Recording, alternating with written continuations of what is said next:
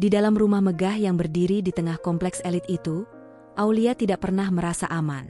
Dinding-dinding tinggi, lampu kristal yang menggantung di ruang tamu, bahkan karpet mewah di setiap sudut ruangan, semua itu justru seperti jeruji penjara baginya. Setiap kali pintu rumah berderit menutup, hatinya bergetar, entah karena ketakutan, atau karena menahan luka yang sudah terlalu sering ia telan sendiri. "Aulia, cepat ke sini." Suara lantang Ratna, ibu tirinya, menggema dari ruang keluarga. Nada perintahnya dingin, penuh amarah yang dipendam, berbeda jauh dari kelembutan yang selalu ditunjukkannya di depan Raka, suaminya. Aulia, dengan langkah pelan dan wajah tertunduk, mendekat. "Iya, Bu." Plah, sebuah tamparan mendarat begitu saja di pipinya. "Berapa kali harus kubilang, jangan biarkan debu menempel di meja ini. Dasar pemalas." Aulia terdiam. Matanya berkaca-kaca, tapi ia menahan tangisnya. Setiap tangis hanya akan membuat Ratna semakin puas. Sinta, putri kandung Ratna, duduk di sofa sambil tersenyum sinis. "Ih, Mama, kenapa sih repot-repot? Dia memang gak becus dari dulu. Mau dikerasin juga percuma. Dasar anak gagal." Hati Aulia mencelos. Kata-kata itu lebih tajam dari tamparan barusan. Ia ingin berteriak, ingin membalas, tapi lidahnya keluh. "Sudahlah, Sinta, biar Mama yang urus dia.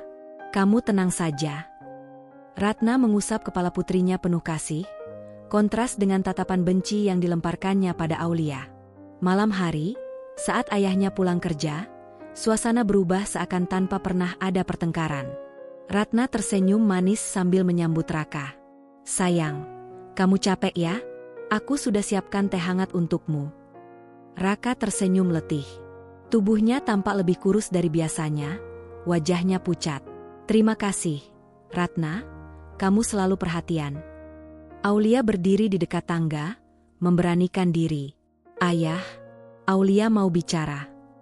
Raka menoleh, matanya sayu. "Bicara apa, Nak?" Aulia sering dimarahi sama ibu. Bahkan, "Apa ini, Aulia?" Ratna langsung memotong dengan suara lembut namun penuh tekanan. "Ah, mungkin dia salah paham. Yah, namanya juga anak-anak. Kadang terlalu sensitif.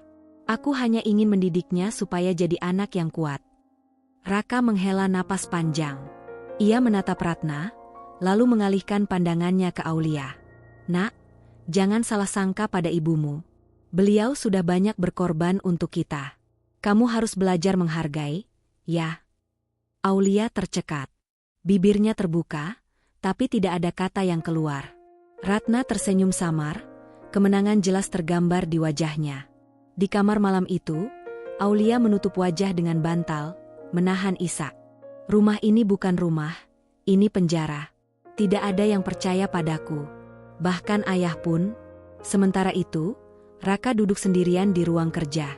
Tangannya gemetar saat memegang cangkir teh.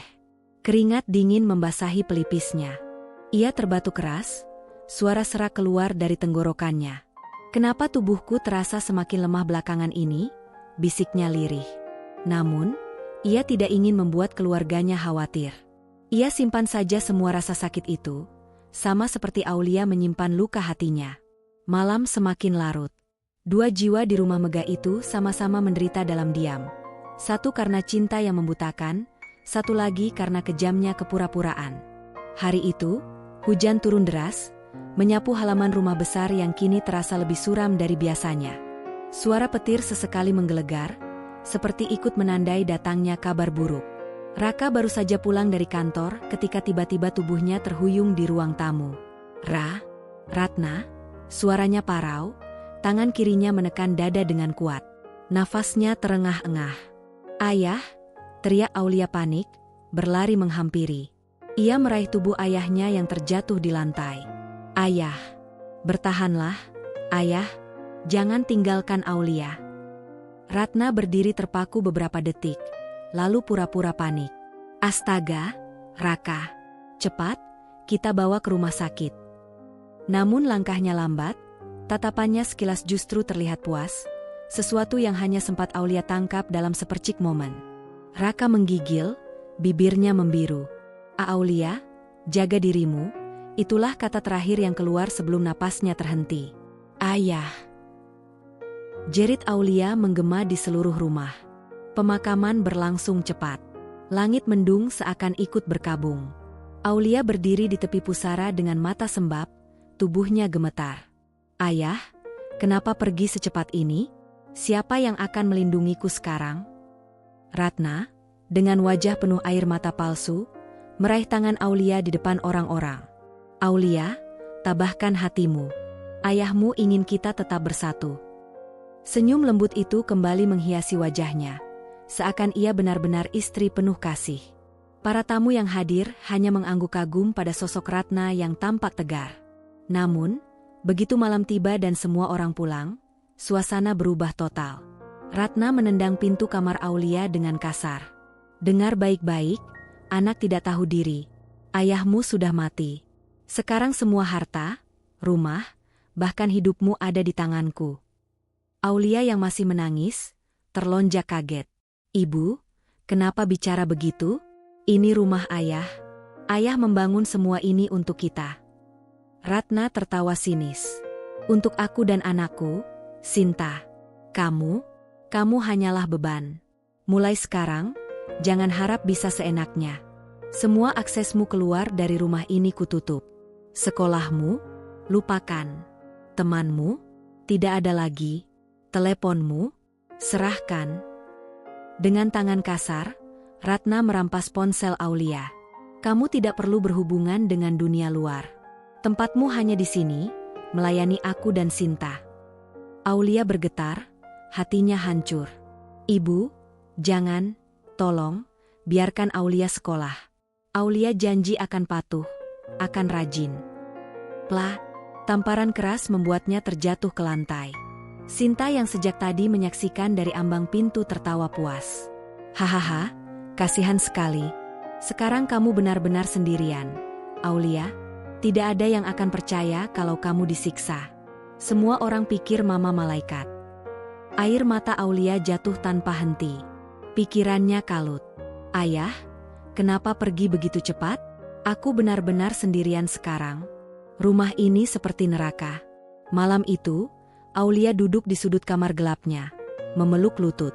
Jeritan batinnya teredam oleh kesunyian. Dari balik jendela, hujan masih turun deras, seakan turut menyaksikan lahirnya babak baru penderitaan seorang anak yang kehilangan satu-satunya pelindungnya.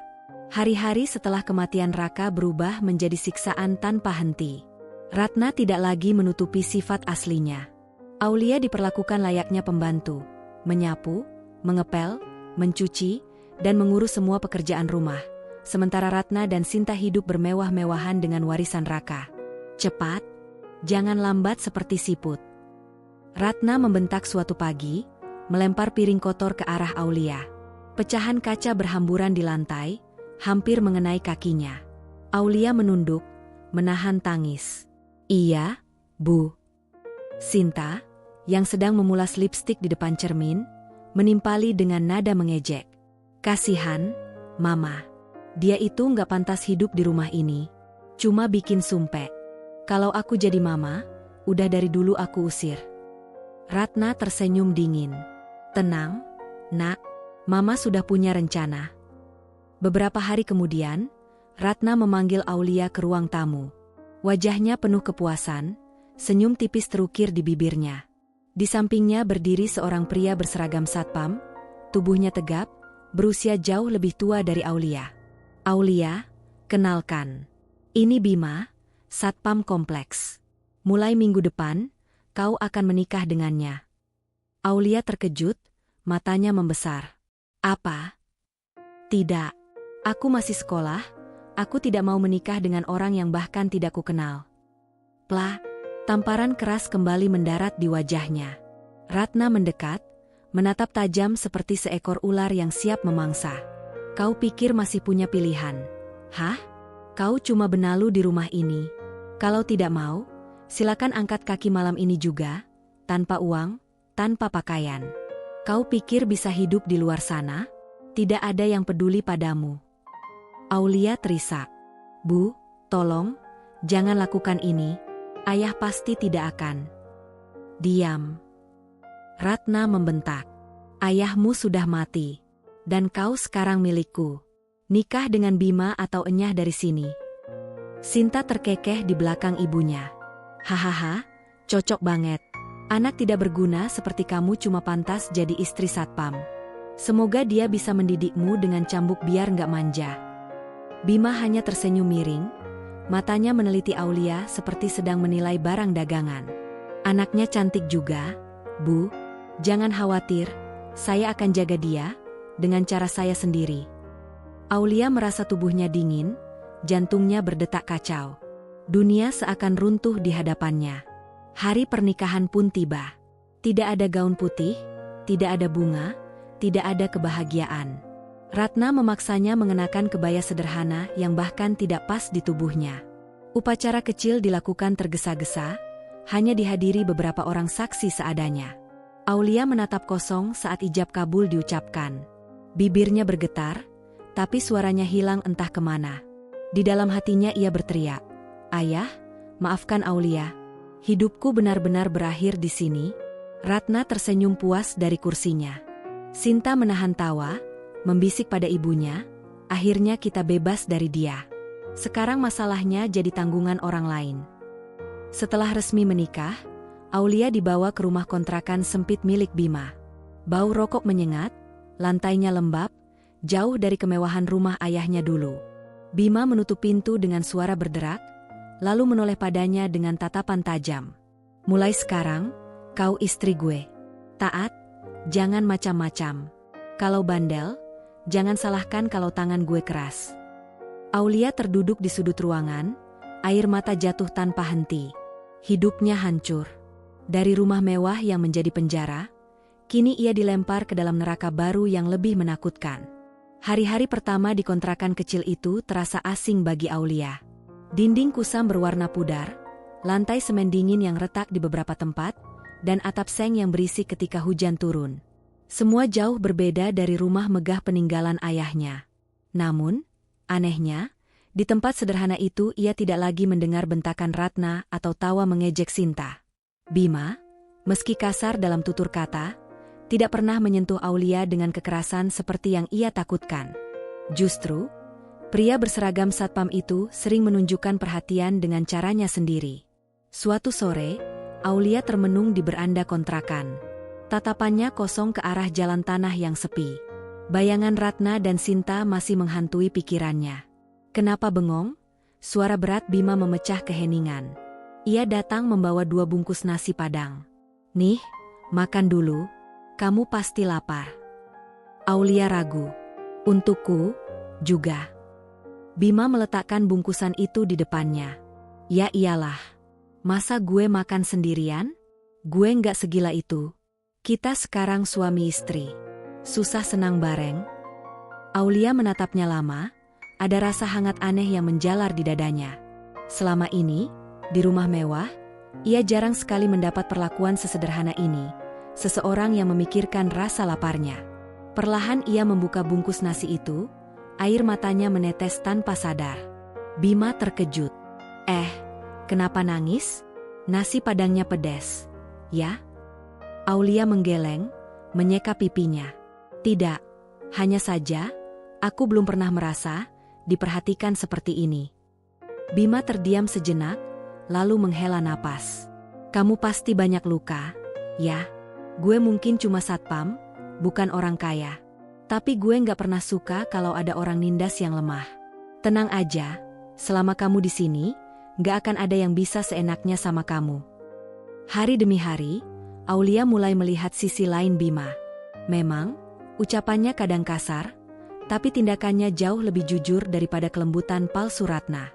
Pagi-pagi sekali, sebelum berangkat kerja, Bima selalu memastikan Aulia punya sarapan.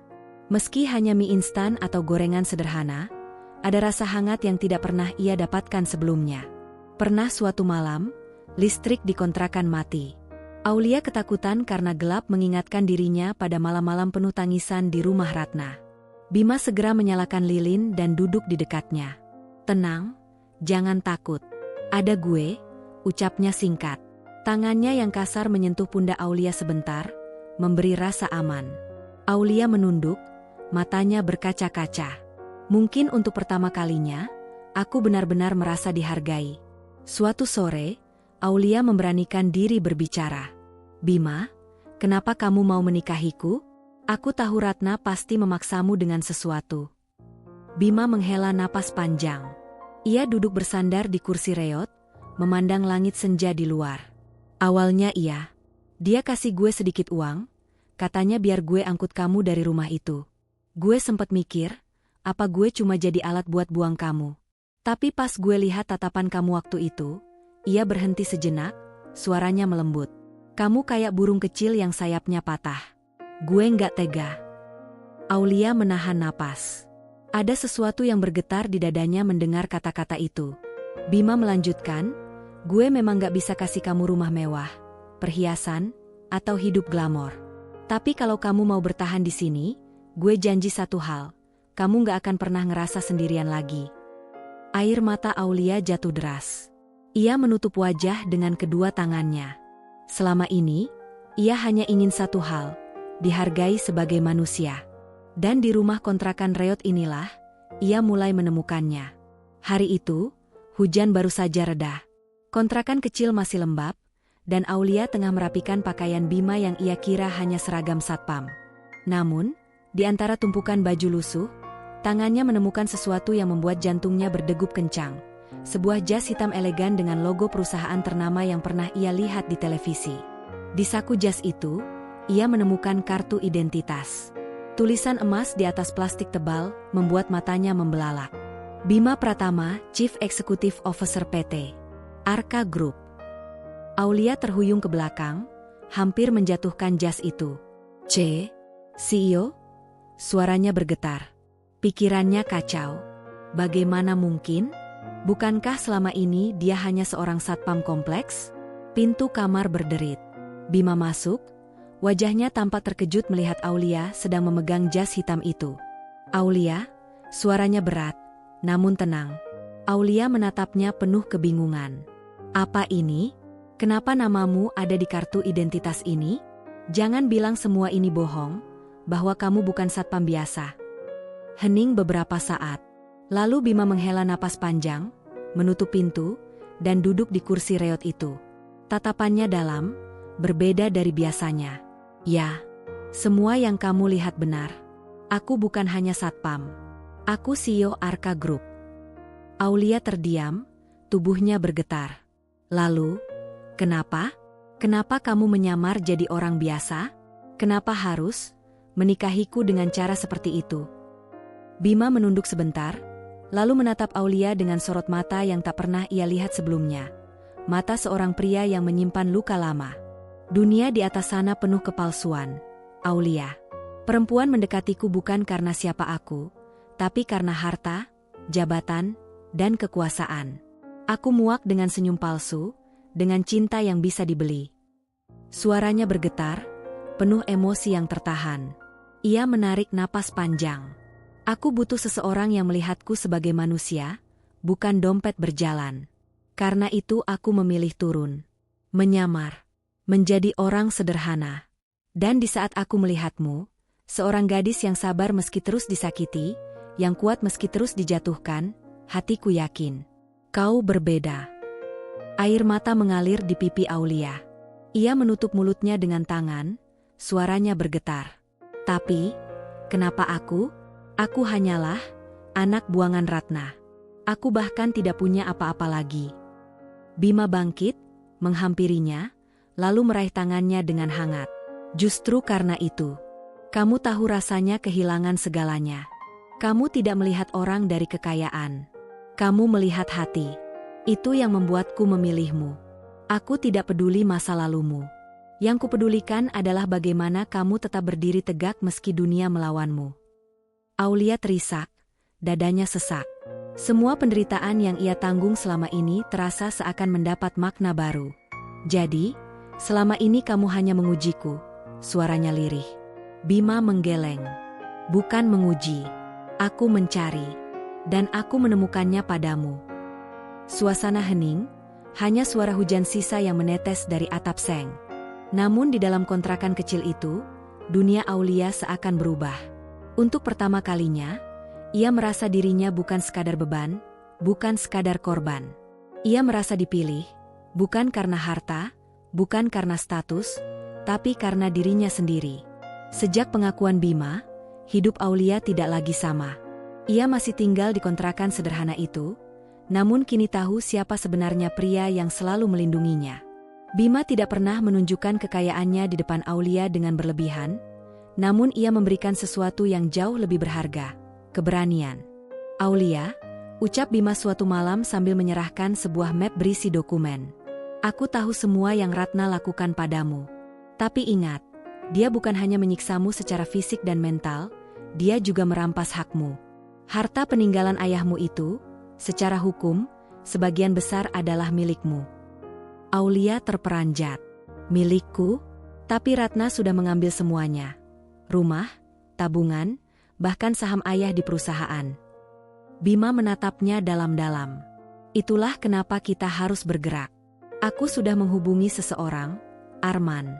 Kau ingat dia? Nama itu membuat Aulia terdiam sejenak. Ingatannya melayang ke masa kecil, saat ayahnya masih hidup. Arman, pengacara muda yang selalu menemani Raka dalam urusan bisnis.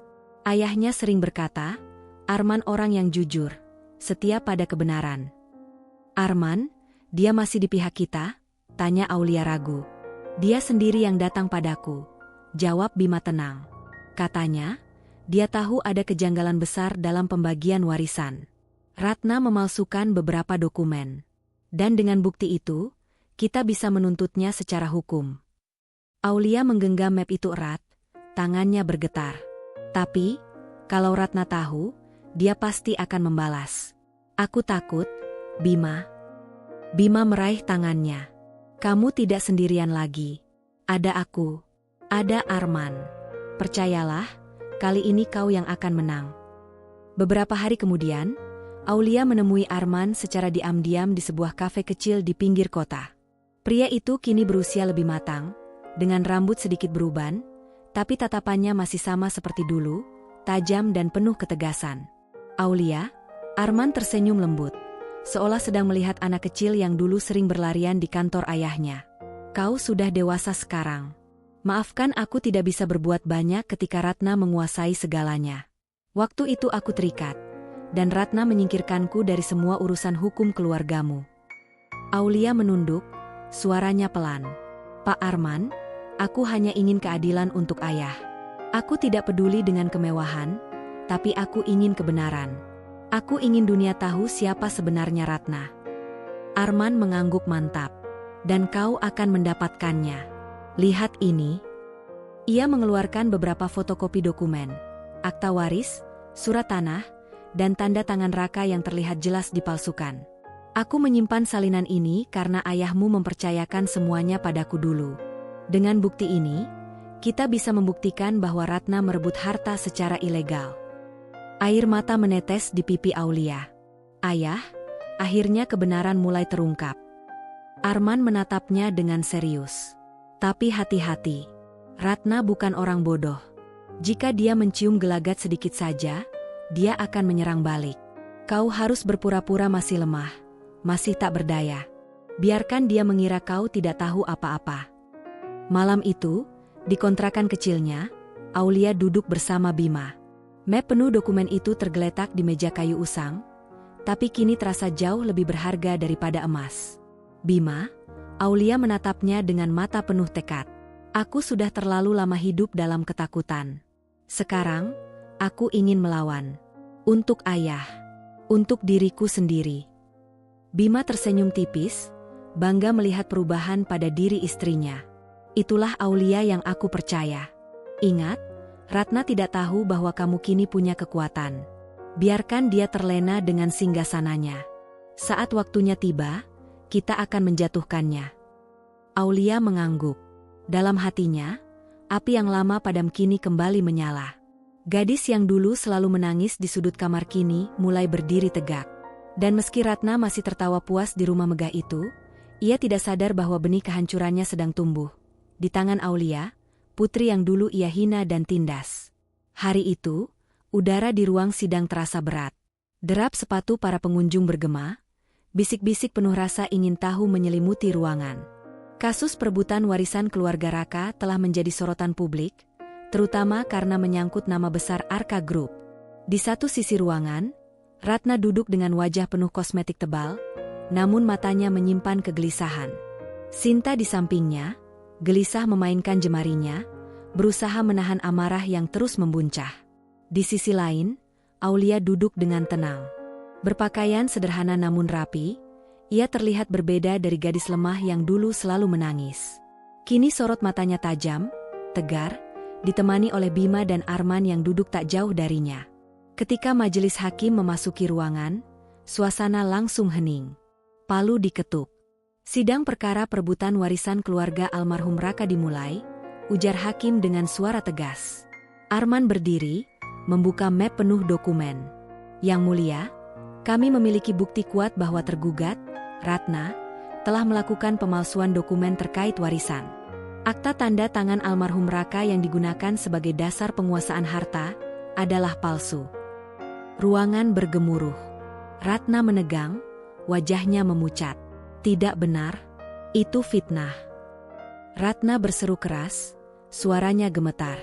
Arman mengangkat fotokopi akta asli yang pernah disimpan oleh Raka, lalu menunjukkan hasil forensik tanda tangan. Perhatikan, Yang Mulia.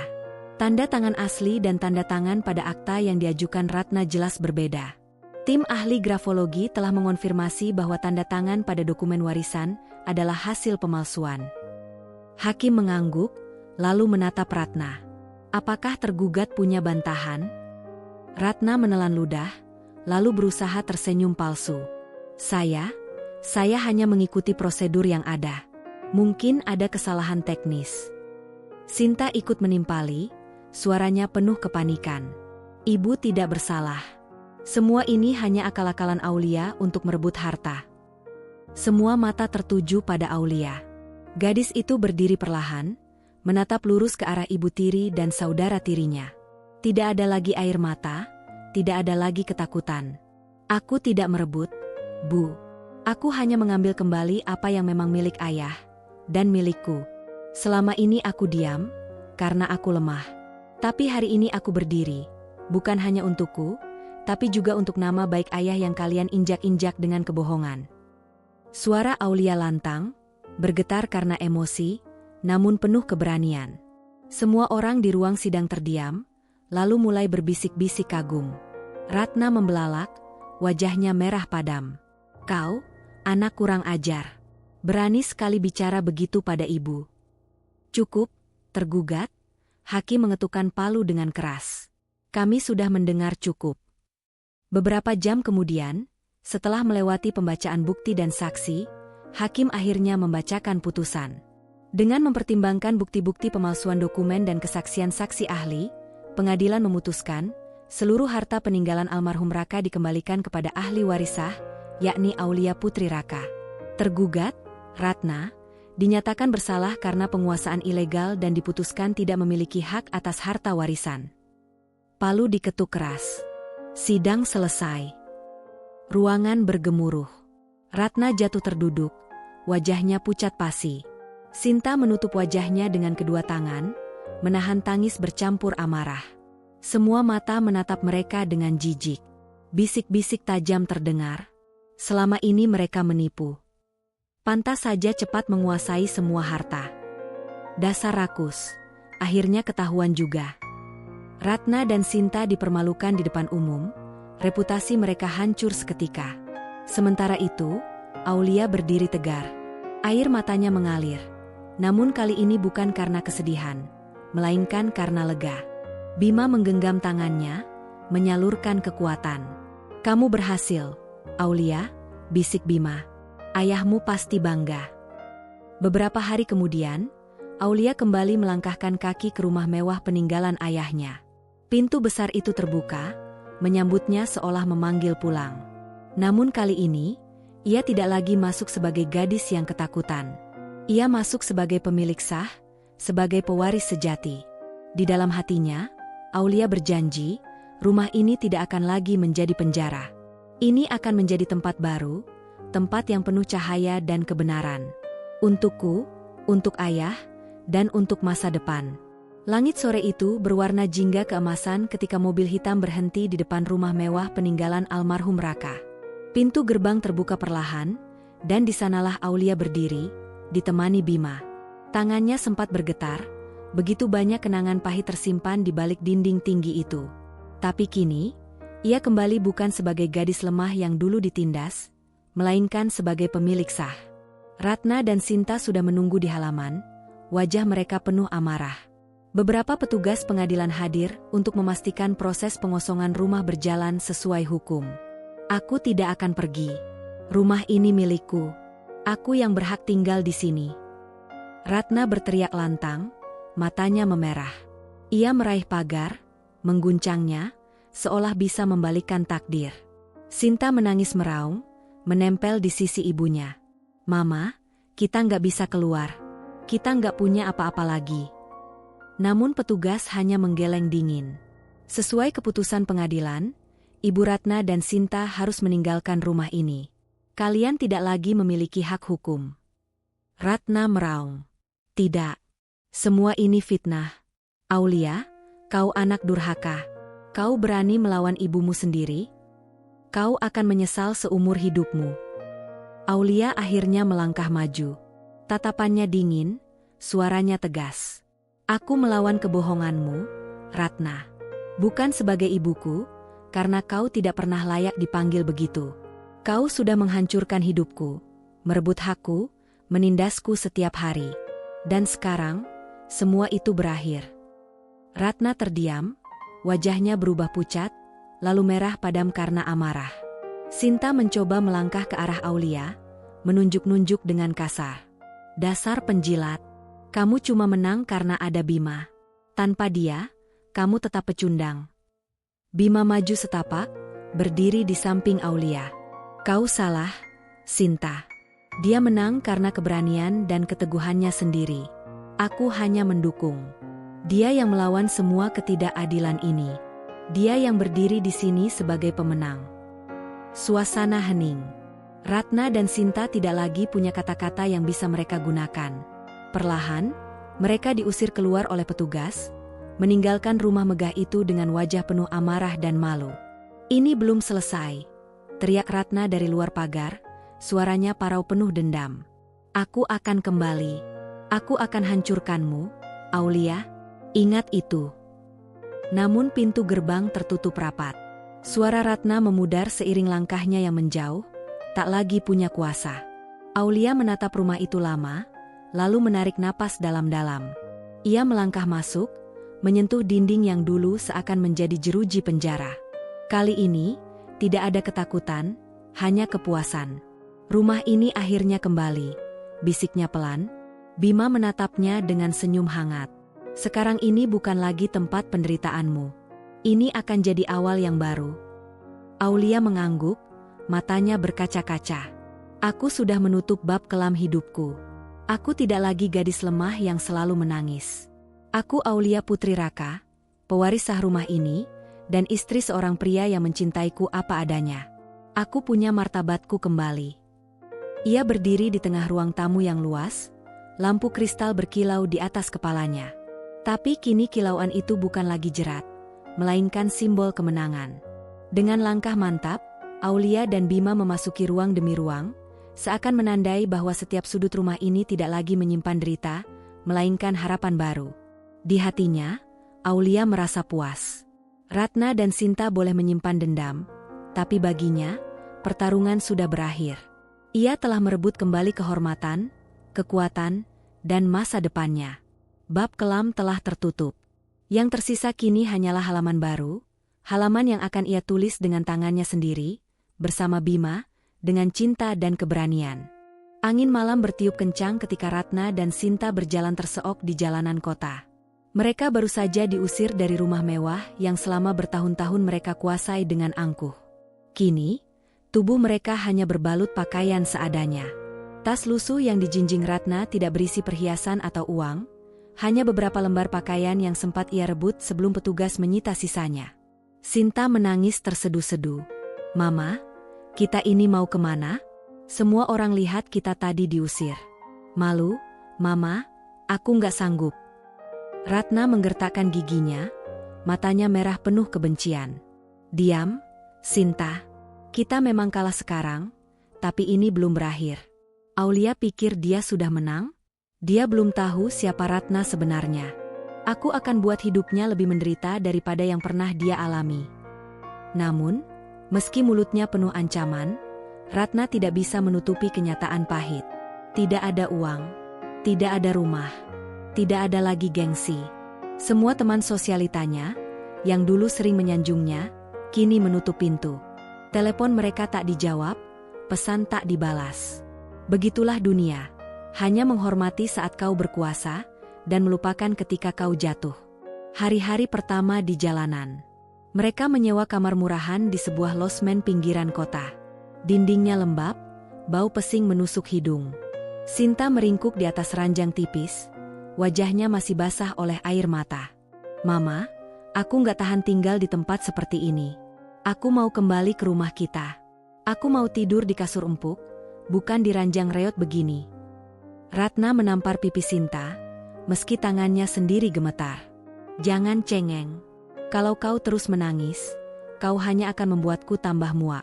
Dengarkan baik-baik, Sinta, kita mungkin kehilangan rumah, tapi kita masih punya sesuatu yang lebih kuat, dendam. Dan dendam inilah yang akan membuat kita bangkit kembali. Namun, dalam hati kecilnya, Ratna mulai merasakan goyah. Tidak mudah hidup tanpa kuasa. Tidak mudah ketika semua pintu tertutup. Rencana busuk. Beberapa minggu kemudian, Ratna mulai menyusun rencana. Ia memanfaatkan sisa uang yang ia simpan secara diam-diam untuk menyewa orang-orang suruhan. Kita akan serang reputasi Aulia, kata Ratna pada Sinta suatu malam dengan suara penuh kebencian. Kita sebar fitnah, kita buat dia jatuh di mata publik. Kalau bisa, kita jebak dia dengan skandal. Kalau Aulia hancur, Bima pasti meninggalkannya. Dan saat itu tiba, kita rebut kembali segalanya. Sinta, meski ketakutan, mengangguk. Ya, Ma. Aku benci dia. Aku ingin lihat dia menangis lagi, seperti dulu. Aku ingin lihat dia hancur. Namun mereka lupa, dunia tidak lagi memihak. Saat berita fitnah mulai menyebar di media sosial, tuduhan palsu bahwa Aulia hanya menikahi Bima karena harta, bahwa ia membuang Ratna dan Sinta ke jalanan, reaksi publik tidak seperti yang mereka harapkan. Justru sebaliknya. Banyak orang membela Aulia. Fakta persidangan, bukti pemalsuan Ratna, semua sudah jelas. Warganet menyerang Ratna dan Sinta dengan komentar pedas. Kalau kalian tidak rakus, kalian gak akan hancur begini. Sudah menindas Aulia, masih berani fitnah lagi. Kasihan Aulia, sabarnya luar biasa. Tuhan memang adil. Nama Ratna dan Sinta makin tenggelam dalam hinaan. Bukan simpati yang datang, melainkan cacian. Perselisihan ibu dan anak. Hari demi hari, hubungan Ratna dan Sinta makin retak. Mereka hidup dalam tekanan, saling menyalahkan. Ini semua salah Mama. Sinta berteriak suatu malam di losmen kumuh itu. Kalau Mama tidak tamak, kita nggak akan seperti ini. Aku kehilangan semuanya, Mama. Teman-temanku menjauh, orang-orang menghinaku. Aku malu. Ratna menamparnya, kali ini lebih keras. Diam, dasar anak tak tahu diri. Kalau bukan karena aku, kau tidak akan pernah hidup enak. Semua yang kau nikmati dulu, semua dari aku. Dan sekarang kau berani menyalahkanku? Sinta menangis histeris. Aku benci Mama. Aku benci hidup miskin begini. Tangisan itu menggaung di kamar sempit. Ratna menutup telinganya, tapi hatinya sendiri hancur. Ia kehilangan kendali, bahkan atas anak kandungnya. Kehancuran finansial dan mental. Sisa uang yang mereka miliki habis perlahan. Ratna mencoba meminjam sana-sini, tapi semua orang menolak. Nama mereka sudah busuk. Perhiasan yang dulu menjadi simbol kemewahan, sebagian besar sudah disita sebagai barang bukti atau dijual untuk biaya hidup. Suatu malam, Sinta pulang dengan wajah kusut. Mama, aku coba cari kerja. Tapi semua orang tahu kita siapa. Begitu dengar namaku, mereka menolak. Mereka bilang aku penipu, anak wanita serakah. Aku nggak tahan, Mama, aku lebih baik mati. Ratna tersentak. Ia menampar wajah anaknya pelan, kali ini bukan karena marah, tapi panik. Jangan bicara begitu, Sinta. Kau hanya satu-satunya yang kumiliki. Namun kata-kata itu tidak bisa menutupi kenyataan. Sinta semakin depresi, merasa masa depannya hancur. Ratna semakin tersudut, kehilangan akal. Balas dendam terakhir yang gagal. Dalam keputusasaan, Ratna memutuskan melakukan langkah nekat. Ia menyewa preman dengan sisa uang terakhir, berniat mencelakai Aulia secara langsung. Aku tidak peduli bagaimana caranya, katanya dengan tatapan gila. Buat dia menderita. Hancurkan wajahnya, atau apapun yang membuatnya tidak bisa lagi berjalan dengan kepala tegak. Aku ingin dia tersiksa. Namun rencana itu bocor. Bima, dengan jaringan kuatnya sebagai CEO, sudah menyiapkan pengawasan ketat. Preman-preman itu ditangkap sebelum sempat bergerak. Polisi datang ke losmen tempat Ratna dan Sinta tinggal. Ratna berteriak-teriak, meronta seperti orang kehilangan akal. Tidak, aku tidak bersalah. Aku hanya ingin membela diriku. Semua ini salah Aulia. Namun hukum kembali menutup jalannya. Ratna ditangkap karena percobaan penganiayaan terencana. Sinta hanya bisa menangis, melihat ibunya diborgol di depan matanya. Kehancuran total. Beberapa bulan kemudian, berita besar meledak di media.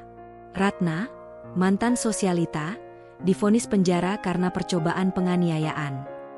Sinta, anak tirinya, terdampar tanpa arah, hidup dalam bayang-bayang skandal. Nama mereka hancur total. Dari sosok yang dulu disegani dalam lingkaran sosial elit, kini mereka menjadi bahan ejekan dan cibiran. Sinta, yang tidak ikut di penjara, hidup terlunta-lunta. Ia menyesali semua, tapi penyesalan itu datang terlambat. Teman-temannya sudah benar-benar pergi. Tak ada tangan yang mau menolong. Ratna, di balik jeruji besi, semakin larut dalam kebencian. Tapi kebencian itu hanya membakar dirinya sendiri, membuatnya sakit dan rapuh. Tidak ada lagi kuasa. Tidak ada lagi kemewahan. Yang tersisa hanyalah kehancuran. Sisi lain, Aulia. Di sisi lain, Aulia berdiri di balkon rumah mewah peninggalan ayahnya, memandang langit malam dengan tenang. Bima mendekat, menaruh tangannya di bahu Aulia. Semua sudah berakhir, katanya lembut. Aulia mengangguk, matanya penuh air mata bahagia. Aku dulu selalu takut, Bima. Takut hidupku tidak akan pernah lepas dari bayang-bayang mereka. Tapi sekarang, aku bebas. Aku bisa hidup sebagai diriku sendiri. Ia tersenyum samar, meski masih ada luka di hatinya. Namun luka itu kini bukan beban, melainkan tanda bahwa ia pernah berjuang dan menang. Ratna dan Sinta boleh larut dalam kehancuran mereka sendiri, batin Aulia. Aku tidak perlu lagi membenci. Karena kemenangan terbesarku adalah bisa hidup tanpa mereka. Dan malam itu, Aulia menutup jendela dengan tenang, memulai babak baru bersama Bima, sementara Ratna dan Sinta tenggelam semakin dalam-dalam jurang yang mereka gali sendiri. Dari luka menjadi cahaya. Matahari sore menyorot lembut melalui jendela besar rumah megah peninggalan almarhum Raka. Dinding-dinding yang dulu menjadi saksi penderitaan kini dipenuhi cahaya hangat. Aulia berdiri di ruang tamu, menatap lampu kristal yang dulu terasa bagai simbol penjara. Kini, kristal itu memantulkan sinar matahari ke segala penjuru, seakan ikut merayakan kebebasannya. Rumah itu sudah berubah. Tidak lagi terasa dingin atau penuh tekanan. Aroma bunga segar dari vas-vas kaca menghiasi ruangan, lantunan musik lembut mengalun di udara. Suasana baru yang penuh kehangatan, berbeda jauh dari masa lalu ketika setiap langkah di koridor hanya membawa ketakutan. Bima datang dari belakang, membawakan secangkir teh hangat. Kamu masih sering berdiri di sini, Aulia, katanya dengan senyum hangat. Apa yang kamu lihat? Aulia menoleh, matanya berkaca-kaca namun penuh kedamaian. Aku melihat masa lalu, dan betapa jauh aku sudah berjalan. Aku dulu hanya gadis yang selalu ketakutan, merasa tidak punya suara. Tapi sekarang, aku berdiri di sini sebagai diriku sendiri. Bima menaruh cangkir itu di meja, lalu menggenggam tangan istrinya. Dan aku berjanji, kamu tidak akan pernah berjalan sendirian lagi. Aulia tersenyum, lalu duduk bersama Bima. Di balik senyumnya, hatinya dipenuhi kenangan yang mengalir satu persatu. Kenangan luka yang tak akan terhapus. Ada luka yang tidak bisa hilang meski waktu berjalan. Suara teriakan Ratna, cemoohan Sinta, rasa dingin dari pengabaian ayah yang dibutakan cinta buta, semua itu tetap melekat di ingatannya. Namun, Aulia belajar untuk tidak lagi membiarkan luka itu menjadi belenggu. Luka adalah bagian dari kita, ucapnya suatu hari kepada Bima. Tapi luka juga bisa jadi cahaya, kalau kita memilih untuk melihatnya begitu. Dulu, rumah ini penuh dengan bayangan Ratna. Namun kini, bayangan itu tak lagi menakutkan. Bayangan itu telah berubah menjadi pengingat, bahwa hidup bisa menghancurkanmu, tapi jika kau bertahan, kau bisa berdiri lebih kuat. Kabar tentang Ratna dan Sinta terus beredar di media, meski Aulia sendiri sudah jarang mengikuti. Ratna menjalani hukuman di penjara dengan kondisi mental yang semakin rapuh. Dari seorang sosialita yang dielu-elukan, ia menjadi tawanan dengan seragam oranye, hidup dalam jeruji besi. Sinta, yang terlepas dari hukuman, tidak mampu bangkit. Ia tersesat dalam bayangan masa lalu, ditolak oleh lingkungan, dihantui oleh nama ibunya yang kini menjadi aib. Hidupnya dipenuhi penyesalan, tapi penyesalan tidak bisa mengubah apapun. Bagi Aulia, kabar itu awalnya membawa perasaan puas, dendam yang terbayar. Namun semakin lama, kepuasan itu berubah menjadi simpati yang samar. Entah kenapa, aku tidak lagi merasa benci, kata Aulia kepada Bima suatu malam. Mereka sudah hancur karena perbuatan mereka sendiri. Tidak perlu lagi aku menambah kebencian dalam hatiku. Bima meraih bahunya lembut. Itu karena hatimu bersih, Aulia. Kamu menang bukan hanya karena merebut kembali hakmu, tapi karena kamu memilih untuk tidak membiarkan kebencian menguasaimu. Aulia dan perusahaan ayahnya. Beberapa bulan setelah semua konflik selesai, Aulia akhirnya berani melangkah ke Arka Group, perusahaan besar yang didirikan ayahnya.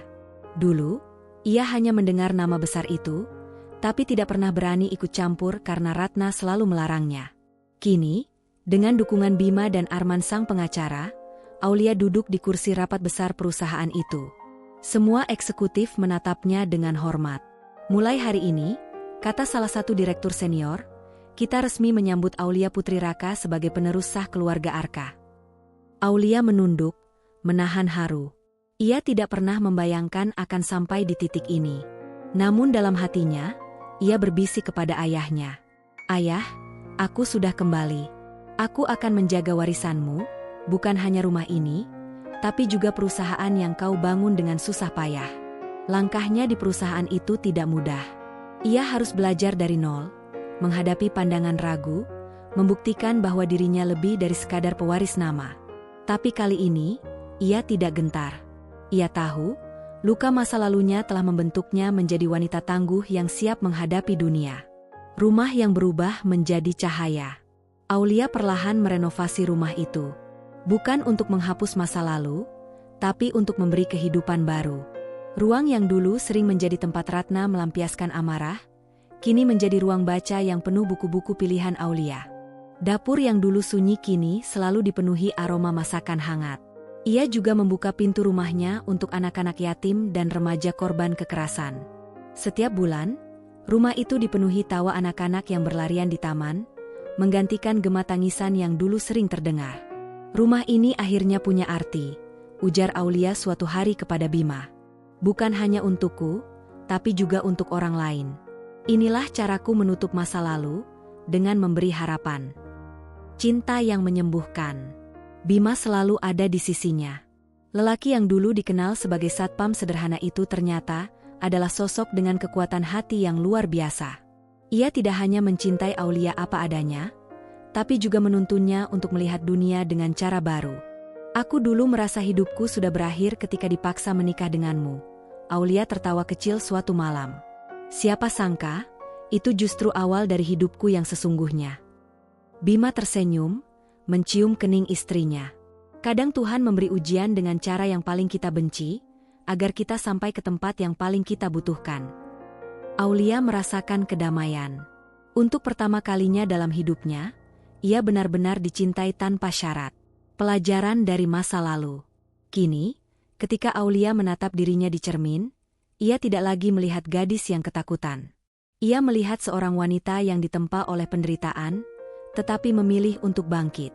Hidupnya mengajarkan bahwa kekuasaan yang dibangun di atas kebohongan akan runtuh. Ratna dan Sinta adalah buktinya. Mereka membangun singgasana dengan kepalsuan, dan singgasana itu menghancurkan mereka sendiri. Sebaliknya, kesabaran dan kebenaran memang lambat, tapi akhirnya akan menang. Suatu senja, Aulia duduk di balkon rumahnya. Angin berhembus lembut, membawa aroma bunga dari taman. Di tangannya ada buku harian lama, penuh coretan tangis dan doa-doa putus asa. Ia membuka halaman terakhir, lalu menulis. Aku pernah terjebak dalam penjara yang dibangun oleh orang lain. Tapi aku memilih untuk tidak selamanya menjadi tahanan. Aku berdiri, aku melawan, dan aku menang. Kini, aku tidak lagi korban. Aku adalah pemenang. Dan kemenangan terbesar bukanlah harta atau rumah, tapi kebebasan untuk menjadi diriku sendiri. Aulia menutup buku itu, menatap langit yang berubah jingga keemasan. Di hatinya, ia merasa ayahnya tersenyum bangga dari kejauhan. Dan untuk pertama kalinya dalam hidupnya, Aulia benar-benar merasa damai.